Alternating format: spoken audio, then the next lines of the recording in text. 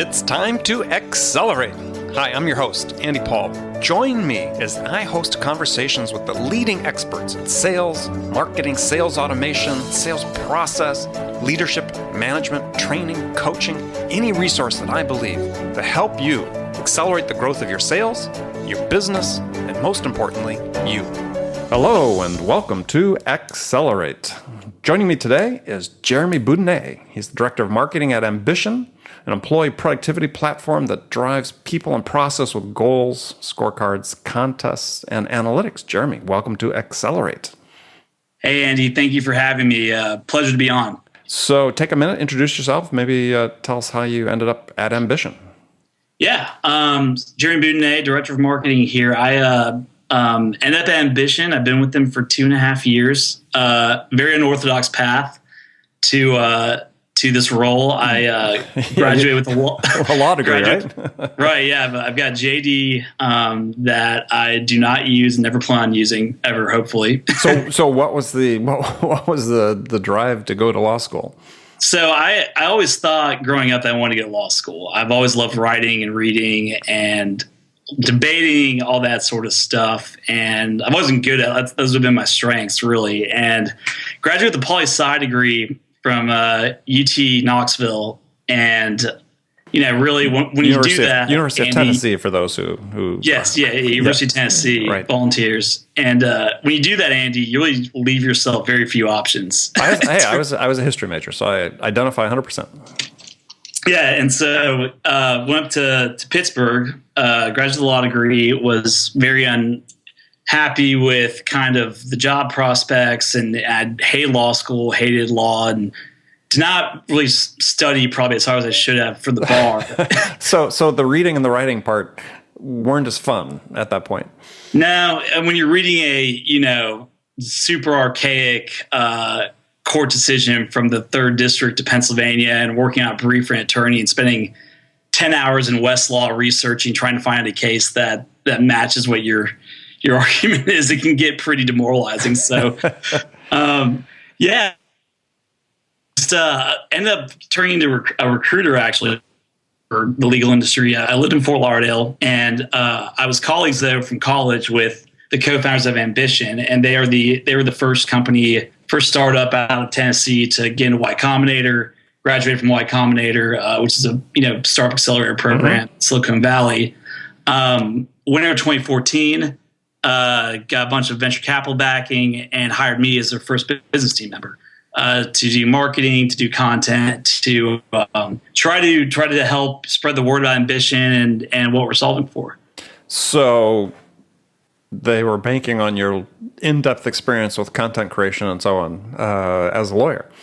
Yeah, and between you, me, and your listeners, I might have had a mini entrepreneurial thing going on in college back in the day where I'd help people with papers, writing and stuff like that. And I've always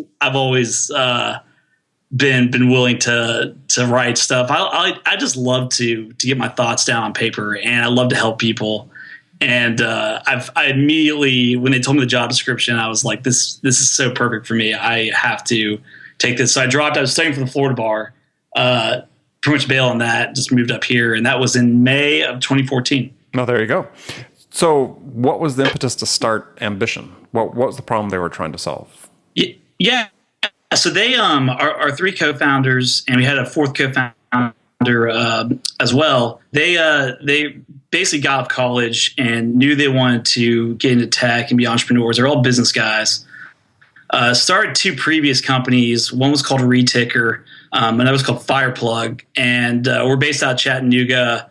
They were in the Lamppost Group, which is the major investment group there. And the first 2 ideas were good, but they're B2C. They weren't really growing as fast. And they ended up getting inspiration from actually where Lamppost Group's founders came from, which was they started a company called Access America Transport, which ended up being like the 12th biggest third-party logistics company in North America. Got bought by Coyote Logistics, got bought by UPS. And so what they did at Access, they had all these logistics brokers doing all these calls, and they created a way to start doing fantasy football for sales, if you will, and running these really like intense competitions and like scoring people based on, just like a fantasy football player gets points for scoring a touchdown or catching a pass or whatever. They create a way to score people for, closing deals, getting revenue, making calls, etc. And so our guys were talking to them, and they were like, why don't we try to create a software version of this that really is around scoring people and turning work into a more fun, collaborative experience, give more opportunities for recognition, and really appeal to like this very millennial idea of gamifying things or keeping track of keeping a score of some sort. So that that was a couple of years ago, and since then we've grown Ambition into this really just total sales performance platform. It started out with the team sales contest, and we got featured in Harvard Business Review. We had all these great accolades, but they kept adding on the product, and now we have like employee goals. Any employee can track their goals on Ambition, and what Ambition does, really, I should say, is that it takes all your metrics from all of your data systems. Could be Salesforce, could be a phone system, could be a system like PeopleSoft, or just manually uploaded, and it tracks them in real time. And so you can essentially, if you're a manager, track all your metrics from any data source and like apply them to your reps, have benchmarks that your reps are supposed to hit, broadcast the leaders on each of those metrics, and have a way to like have transparency and like recognition for different parts of your organization. So a lot of people, we're mostly sales teams still use us, but we have like account management teams, client success teams, even some marketing teams who use us as well. So really exciting to be a part of it. It's a fun mission to be a part of. So is it being used mostly by just sort of real the activity intensive tasks or roles like SDRs, for instance, and not so much for field reps or account execs? I mean, how does that sort of mix work out with your customers? Yeah, that's a great question. It definitely works best. I think we've seen the most success with inside sales teams or even like call center teams who are maybe on the support side. Mm-hmm. But people who have a very repeatable process and all that. But we also have like field sales reps who, like, the purpose of it with them sometimes is to have them have visibility. They're out in the field. They're not connected to the office, not all in the office together, and give visibility into what they're doing. And they have visibility into what everyone else is doing. Just have the whole team on the same page. So as like the sales process in a lot of industries is getting more segmented, it's a good way to like ensure there's no silos that end up being created, stuff like that. But yeah, the more repeatable the process, I would say, definitely the better the success. And the more transparency and recognition and energy matters to your team, the better as well. So is the gamification something that's really, I'm always sort of fascinated by this. I mean, we see a lot of gamification elements in products that are put out. Is it being used? Great question. I mean, so by the way, just quick aside about gamification, I've always like really struggled with that term myself, even as the marketing director, because you could say scoring, creating a score for someone's gamification. You could say having a leaderboard of any kind is gamification. Really all we're doing is it's funny how people like characterize it. But well, to me, the gamification is, I mean, you have a scorecard that could be individual and private, but once you start broadcasting it, everybody's in comparison, then competition starts up, whether you want to call it gamification or not. But let's call it competition. Yeah, that's a great way to look at it. I'd say it's all about competition. So taking all that, you're right, those internal metrics and metrics that maybe only your reps are seeing, or you as a manager are only looking at every end of the week. You got a spreadsheet you're like pouring through, which we all hate, and you're publicizing it all, and it inherently creates competition, whether you're like really that's your main focus or not. Your main focus might just be to have visibility and transparency and stuff. It's funny, Mark Kosiclo, who outreach VP of sales, who uses us, he's gotten the record as being, it's all about transparency. He doesn't even think about competition or anything like that. He just wants transparency. And but he doesn't have to think about the competition, because who thinks about it are the reps themselves. That's true. So, that's a very good point. Right. As a manager, you can say, I don't care about the competition part, but as soon as you put out a scoreboard that has 10 people on it and what their metrics are, or their scorecards, trust me, it's like saying that the kids at a youth football or youth soccer game, they're not keeping score. Oh yeah, they are. They are. Absolutely. And I think a great way to look at it is, every person in sales is in competition. It's like you're in competition to beat quota. It's you versus quota, right? And or whatever your version of quota is. So it is that. But my experience has been, like I said, over years and years of doing that. Yeah, I wanted to beat quota, but I always wanted to beat everybody else as well. Yeah, exactly. So this takes that and brings it to your entire sales force, and it's funny how people respond to it. In the Harvard Business Review article on us, they interviewed Clayton Holmes, Fortune 1000 home builder, was using a 60-person team in Knoxville, and they talked to all the reps.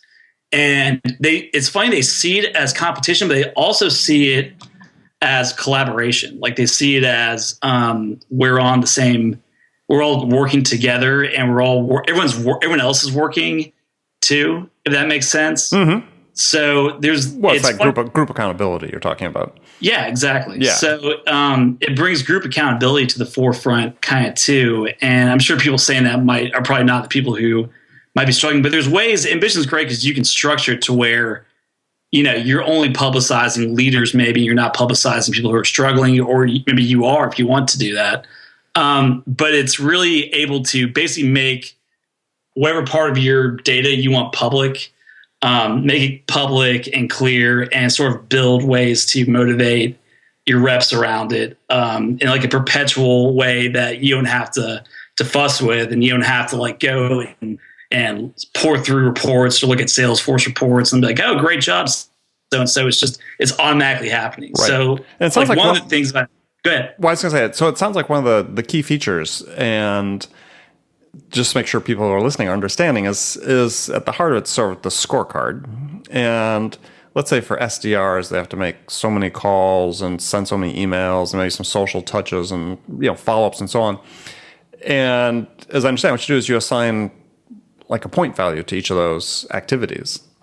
And then people have to achieve a certain point value to be meeting their goals. Yeah, exactly. Yeah. See, and the thing I like about it, and this is sort of fascinating, fascinating that you've automated that, is that, I used that methodology for years with the reps that I managed and the professionals I managed let's have, if they really want to understand whether they're getting things done, is I had a boss that introduced me to this, a guy not taking credit for it, but we called it a box score, but it's a similar type thing. It was, it was a little scorecard where you had, certain point value for each of these different types of activities. And I had point goals for the days of the week. And at the end of the week, I looked at my point total more so than each of the individual activities. Yeah, no, 100%. It's funny what you just described. We've had a lot of clients who were doing that before Ambition. I think that is a common way to that's it predates what we are. But it's just a simple way to understand and contextualize what your data means and what it means to you, and to see how you're doing really in four ways: you versus your goals, your benchmarks, you versus your peers, you versus your team versus another team, or you versus your past performance, which is another kind of cool thing about it. We let you very easily see, how you're doing this week as opposed to last week or the week before, and across all kinds of different metrics. So, yeah, I think it's important. I think there's so much research out there that really just hammers home the need to use competition, use accountability, and use proper recognition standards, and have it all fit well within your process. And when you start doing that, then you're basically, that's the ultimate form of management, because you can have people start becoming self-accountable and accountable to their own success, and you don't have to worry about going over, making sure everyone's doing what they need to be doing. People are holding themselves accountable and they're holding each other accountable, which is the ideal. Yeah, no, I agree. For any VP of sales. Right. And I think going back to an earlier point about the scoring system, again, for people listening, is one of the real values, whether you're doing it manually or using a system like Ambition, is that not all activities are weighted equally. So having the ability to assign different point values to different types of activities, at the end of the week, it's the score, it's not the absolute number of activities. And this is a subtle distinction for some people. I think they really need to think about it because, if you're saying everything's worth 1 point, an outbound call, responding, following up to an inbound lead, sending out an email touches, you look at it, they're not all the same. What do you value? And at the end, if the mix comes up to that score that you want to have, then that's more important than the absolute number of activities. So it's really important that people understand that. And like I said, it's something I know that you support with your system. Yeah. No, I mean, you nailed it, really. And that's really the reason things like us need to exist, because like you said, not all activities are created equally. Things matter more to different roles, and a phone call might matter less than, the ability to number of prospects touched. I mean, depending on what kind of structure there is to your sales process, there's going to be, some disparities in terms of what matters. So yeah, Sure. we really just want it to be clear to everyone, the reps, the managers, how they're doing, what matters, and all that sort of stuff. Yeah, and I think the reinforcement you talked about is again, research is showing that it's not the commission, the sort of the ultimate reinforcement for behavior that really drives and motivates people. A lot of times it's that small daily things, right? I did great today on this dimension, or I did better than everybody else on this, and the manager sends a little note saying, hey, great job today. And if you have that ability, that visibility to see it at that level, that micro level, that can oftentimes be more motivating than at the end of the month, hey, you hit your goal. Yeah, 100%. I mean, you're exactly right. It's what people have always said is it's reps are loyal to managers, not companies. If you as a manager, if you're giving out that soft recognition and it's personalized and it's timely and it's public or private, but if it's public too, that's even better.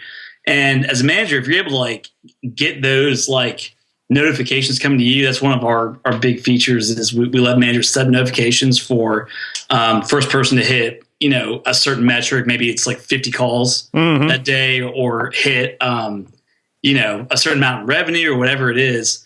They get an email notification telling them, so they don't have to be on top of it. They can set these up just to automatically go out in real time, or go out at the end of each day, whatever they want. And then the other cool thing for us, Andy, is we got another part of the product called the productivity quadrant, which maps reps based on how they're performing on a grid that's basically a matrix, 4 different quadrants in it.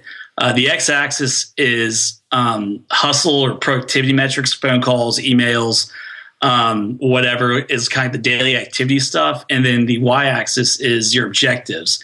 And that's another key thing about Ambition too, is we segment your scoring into activities and objectives.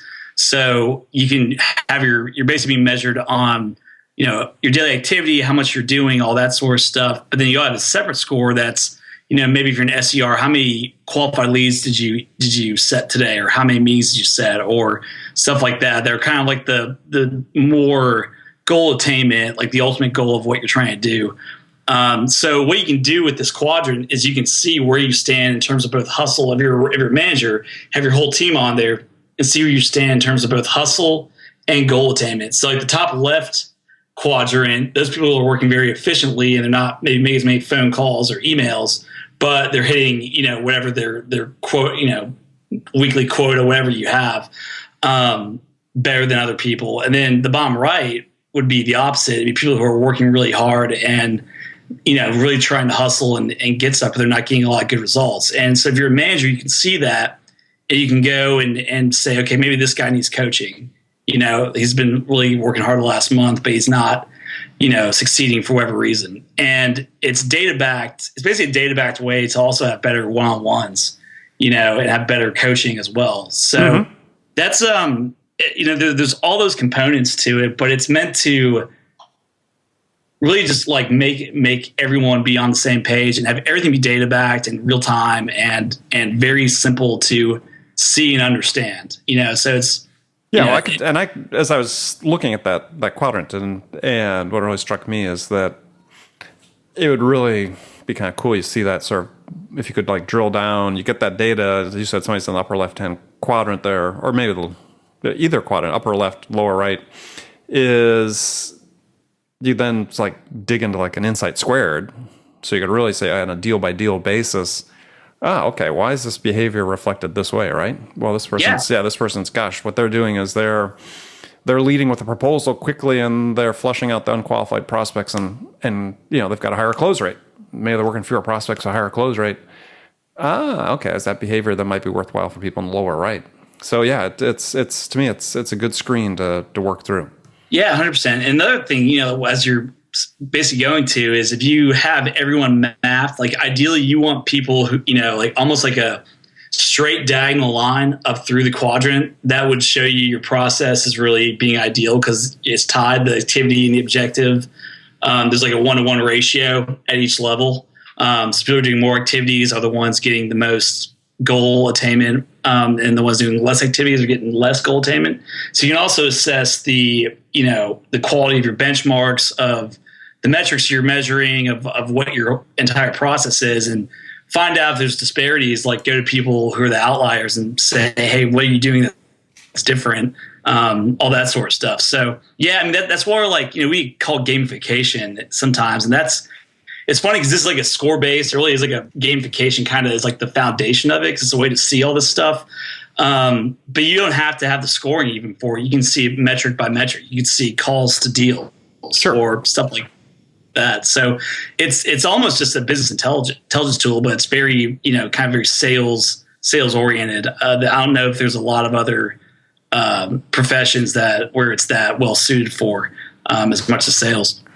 Yeah, well, it's certainly for salespeople. It's always been the plus and minus, right? It's always about just what you do, and the minus side, it's all just about what you do. So, so who's the ideal client profile for Ambition? Great question, and like as the marketing director, by the way, this has been a just fun, very challenging 2.5 years working with that because we have very different ICPs based on industry, as a lot of SaaS companies do. I feel like. We work really well with like larger teams. I'd say if you have 20 or more reps, that's better. You get more value out of us. If you're a big inside sales team and you really have a rhythmic daily sort of thing you got going on, then that's a really great. We're great for that. But we're also great for segmented teams who you have SDRs, you have account executives, maybe you have sales engineers. And you're able to go and have transparency throughout all your different roles. So I'd say the smaller teams, you probably don't necessarily need something like this as much. And we're also kind of pricey, so you might not be ready for it. Good qualifying statement. There you go.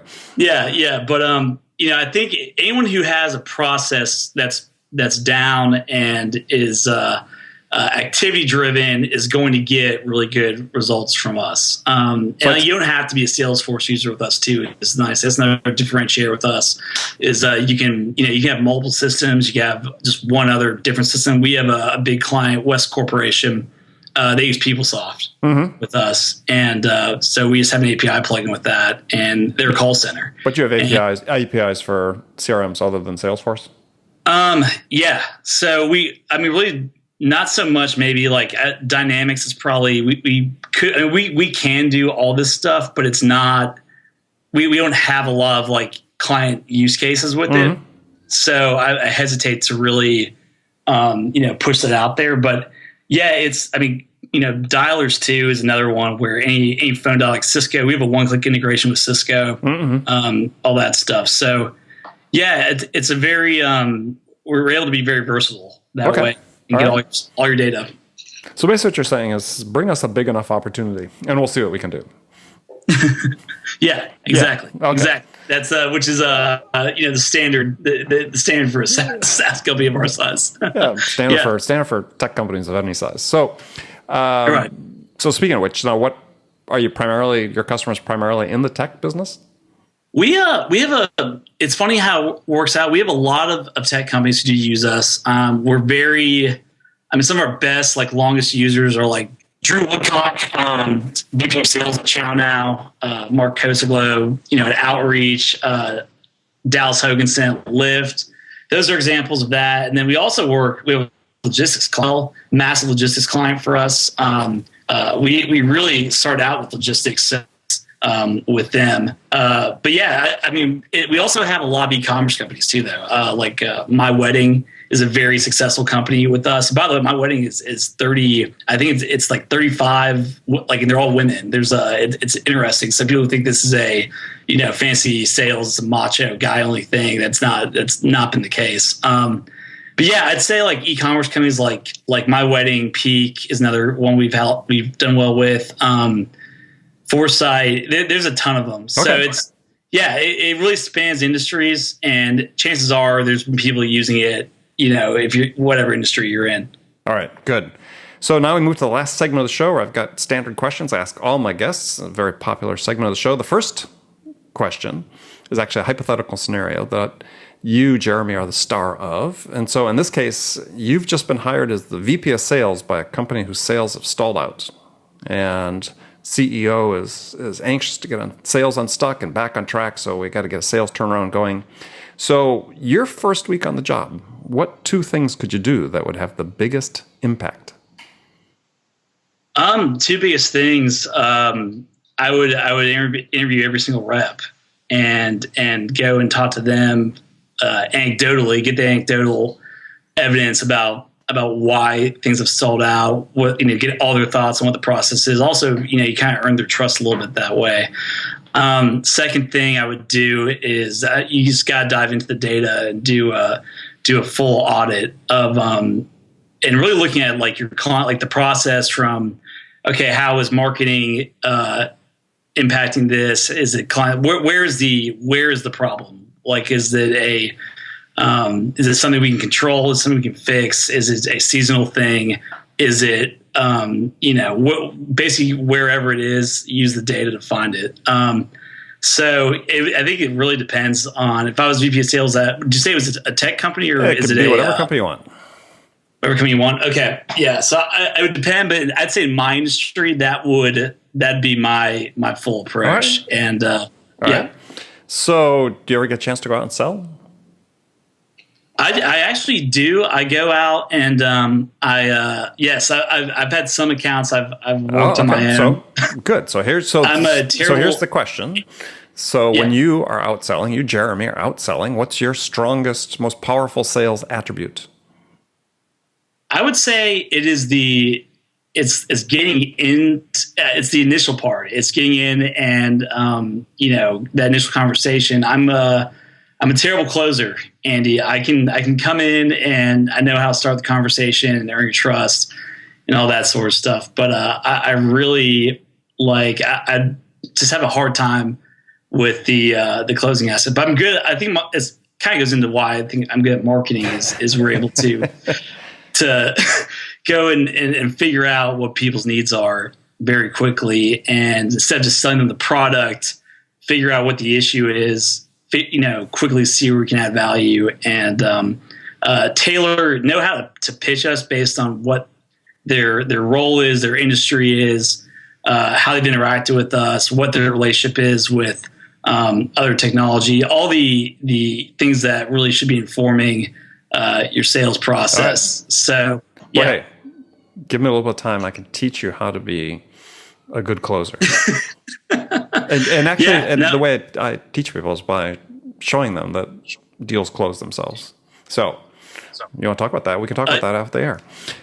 It's funny, by the way, my brother's a President's Club account executive. He's younger. He's 26, President's Club account executive for a SaaS company in Austin. And he got the closer. He had the natural closer attributes, I feel like. Yeah. See, I don't believe there are such things. So anyway, The natural closer attributes are really just annoying to most customers. So, all right. So next question. So maybe you just answer the question. Who's your sales role model? Sales role model. Great question. I would say I'd say my dad for this. Okay. And it's funny. He's been VP of sales. He actually has been in sales his whole life. He was the youngest sales director with Heinz. He was the VP of sales for a company called Orsley Beef, where he came in and they had 0 sales reps, and he grew them, and then became Bob and My Natural Foods. He worked with them for several years and managed a massive sales team. And he's a guy who everything he told me, like when he found out what Ambition was the first week about, I basically just grilled him like nonstop about sales management, and sales in general. And everything he told me over the last 2.5 years has only been reinforced. And it's amazing. I think one of the first interviews I did at Ambition was with him. And I go back and read it. It's like 10 questions. And it's almost like just stuff that everything that's basically been repeated every sales influencer series interview I've done. So yeah, he's my role model with that. And I'm lucky that that's one of the things that I've been fortunate with is I have family members I can call and talk to, all right. A couple times a week and get their insights about stuff. Cool. So what's one book you would recommend to every salesperson read? I love the Sales Acceleration Formula by Mark Roberge. I think, and he talks a lot about a lot of the stuff we've discussed in here about, even scoring reps and figuring out how to segment stuff and marketing his role in things, and having just a very aligned process. And I think what he did at HubSpot was just excellent. And that's kind of like the very scientific. Everyone says it's true. Sales is half art, half science, and he really, to me, set the bar high for how you can scientifically sort of lead your sales team. I'd say another guy, I forget the book name, but Mike Weinberg, Sales Management Simplified. Right. I love that book. Yeah, both those guys are good friends of the show and good friends. So, and Mark, is now teaching at Harvard, Mark Roberge. So, yeah. Last question for you. What music's on your playlist? Oh God. You don't know this, Andy, but I'm a huge music lover. I'm a guy who literally my 2 favorite things to read are about sports and about music history. I've got 10 music history books at home actually. On my playlist right now, I've been listening to a lot of new wave, a lot of 80s, and new bands. I've listened to a lot of new bands that are like the Hotel of the Year and all that stuff. But I think I also love rap. I'm a lifelong rap lover, and basically anything Wu-Tang Clan, anything Dirty South rap, if you will. I love. I think it's a little old school in the hip hop. Yeah, I can go old school. I can go new school. I'm a very flexible music listener. It's kind of a hard question for me to answer. Well, you gave me lots to choose from there, so that's good. Well, Jeremy, I want to thank you for being on the show today. Tell folks how they can find out more about Ambition and connect with you. Yeah, ambition.com. Go check it out. We're the number 1 category leader for GT Crowd and sales performance management. That's based on user reviews. We're the AISP gamification and recognition top service provider for 2016 on the App Exchange too as well. Follow us on Twitter at Ambition Sales. We're also on LinkedIn. You can find me, jeremy.boudinet at ambition.com, and check out the Ambition blog as well, and Sales Influencer Series, where I'm usually on your side of things asking guys what they're doing. Yeah, but thanks so much. Hey, my pleasure. It's been great. And thanks for being on the show. And friends, remember, make it a part of your day every day to deliberately learn something new to help you accelerate your success. And the easy way to do that is to make this podcast accelerate a part of your daily routine. Listen in on your commute, in the gym, or make it part of your morning sales meeting. That way you won't miss any of my conversations with top business experts like my guest today, Jeremy Boudinet, who shared his expertise about how to accelerate the growth of your business. So thanks for joining me. Until next time, this is Andy Paul. Good selling, everyone. Thanks for listening to the show. If you like what you heard and want to make sure you don't miss any upcoming episodes, please subscribe to this podcast on iTunes or Stitcher.com. For more information about today's guest, visit my website at andypaul.com.